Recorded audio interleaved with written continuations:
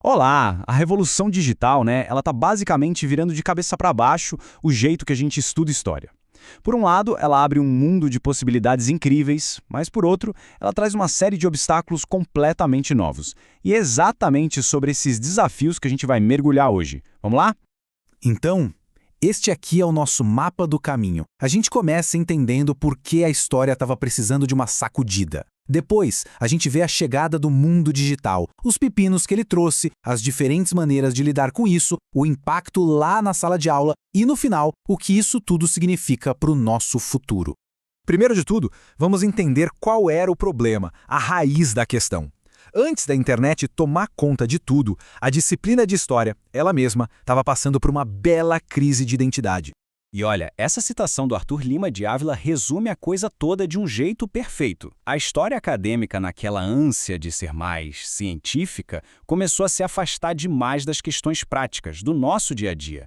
Sabe, ela simplesmente parou de oferecer um norte para os problemas reais que as pessoas estavam enfrentando no presente. E qual foi o resultado disso? A história, como campo do saber, perdeu um pouco da sua força, da sua legitimidade. Ela deixou de ser a grande autoridade sobre o passado para se tornar só mais uma voz no meio de tantas outras. E essa desconexão toda criou um vazio, sabe? Uma necessidade urgente de se reinventar. E foi aí que, bum, chegou a revolução digital. E ela parecia ser a solução perfeita, a ferramenta que iria finalmente reconectar a história com o presente. Só que, como a gente vai ver, essa solução trouxe junto um pacotão de novas complicações. O interessante aqui é justamente esse contraste. A mudança é absurda. A gente saiu de arquivos físicos, sabe, empoeirados, com acesso super restrito, para um acervo global que está a um clique de distância. As fontes, que antes eram basicamente papel, agora são vídeos, áudios, bancos de dados gigantescos, e as narrativas deixaram de ser aquela coisa retinha, linear, para se tornarem interativas, todas conectadas. É uma transformação completa no trabalho do historiador. A oportunidade é gigantesca, não dá para negar, mas também dá um certo medo. Com tanto acesso, com tanta ferramenta nova, começam a surgir umas perguntas bem cabeludas sobre como usar tudo isso do jeito certo e, principalmente, de um jeito confiável. Isso nos leva direto para os dois maiores desafios práticos da história na era digital. Primeiro, como a gente garante que o nosso passado digital não vai simplesmente sumir? E segundo, como é que a gente sabe no que pode confiar? O primeiro grande obstáculo, então, é a preservação. Pensa só, um link que quebra, um site que sai do ar, um formato de arquivo que, de repente, nenhum programa consegue mais abrir. A informação digital é extremamente frágil. É quase como construir um arquivo na areia da praia, a maré da tecnologia vem e pode levar tudo embora. O segundo obstáculo é a questão da confiança. A internet é um prato cheio para a desinformação, então o ponto central é: como um pesquisador, ou qualquer pessoa, consegue checar se uma fonte online é real, é autêntica? Isso exige um novo tipo de alfabetização digital, uma habilidade de duvidar, de cruzar informações que se tornou essencial para todo mundo. E isso tudo se traduz em problemas muito concretos, viu? São fontes que mudam de um dia para o outro, a dificuldade de citar um site que pode sumir amanhã, o risco de grandes empresas controlarem o acesso aos arquivos da nossa própria época e, claro, a necessidade dos historiadores aprenderem coisas que antes eram de outra área, como análise de dados, e ainda por cima terem que vencer a resistência dentro da própria academia. E aí, diante de tantos desafios, não tem um caminho só, uma receita de bolo. Diferentes comunidades de pesquisadores estão criando seus próprios jeitos de pensar e de praticar a tal da história digital. E aqui a gente vê duas grandes correntes. Nos Estados Unidos, a abordagem tende a ser mais quantitativa, mais focada em ferramenta, em análise de um volume de dados gigantesco. Já lá na Europa, em especial na Itália, a pegada é mais reflexiva, mais filosófica, digamos. Ou seja, a preocupação deles não é tanto com a ferramenta, mas sim em como a tecnologia muda a própria natureza do conhecimento histórico, a nossa relação com as fontes. Mas o legal é que, apesar dessas diferenças de foco, o objetivo final é o mesmo.